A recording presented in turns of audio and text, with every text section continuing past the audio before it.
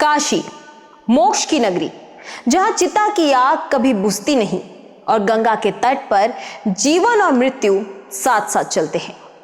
लेकिन आज यही मणिकर्णिका घाट चर्चा में है, भक्ति के लिए नहीं बल्कि बुलडोजर एक्शन की वजह से। सवाल यह है, आखिर ये मणिकर्णिका घाट पर बुलडोजर क्यों चला, किस पर चला? क्या यह अवैध कब्जा था या आस्था पर चोट? और इस कार्रवाई के पीछे सरकार का तर्क क्या है? आइए पूरी कहानी समझते हैं। मणिकर्णिका घाट को हिंदू धर्म का सबसे पवित्र शमशान घाट माना जाता है। मान्यता है कि यहां अंतिम संस्कार होने से सीधे मोक्ष मिलता है। सैकड़ों सालों से लकड़ी के ढेर, चिताएं, पूजा पाठ, छोटे छोटे निर्माण घाट के आस पास होते रहे हैं। लेकिन यहीं से शुरू होता है विवाद।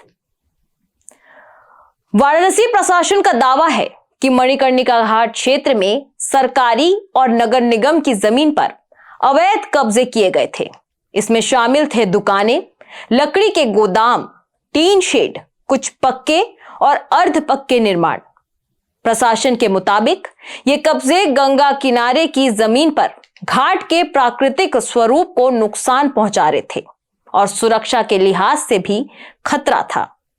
प्रशासन ने पहले नोटिस जारी किए, कब्जा हटाने को कहा, लेकिन जब बात नहीं बनी तो बुलडोजर एक्शन शुरू हुआ।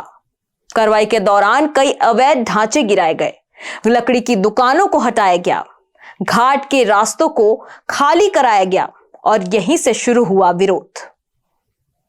स्थानीय लोगों और घाट से जुड़े पंडों का कहना है, ये सिर्फ दुकान नहीं थी, ये सदियों पुरानी परंपरा का हिस्सा थी। अंतिम संस्कार से जुड़ा पूरा सिस्टम इन्हीं पर टिका है। उनका आरोप है कि बिना वैकल्पिक व्यवस्था किए अचानक बुलडोजर चला दिया गया।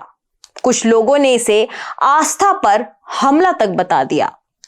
प्रशासन का साफ कहना है, कार्रवाई अवैध कब्जा पर हुई, किसी धार्मिक परंपरा को नुकसान नहीं पहुंचाया गया।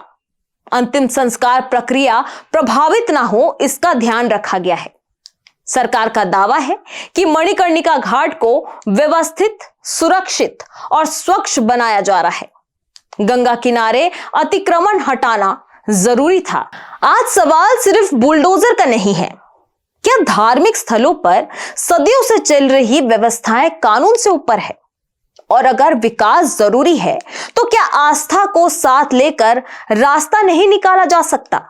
मणिकर्णिका घाट सिर्फ एक जगह नहीं, ये करोड़ों लोगों की आस्था है, लेकिन कानून और व्यवस्था भी उतनी ही जरूरी है। अब देखना होगा क्या प्रशासन कोई संतुलित समाधान निकाल पाता है या यह विवाद और गहराएगा।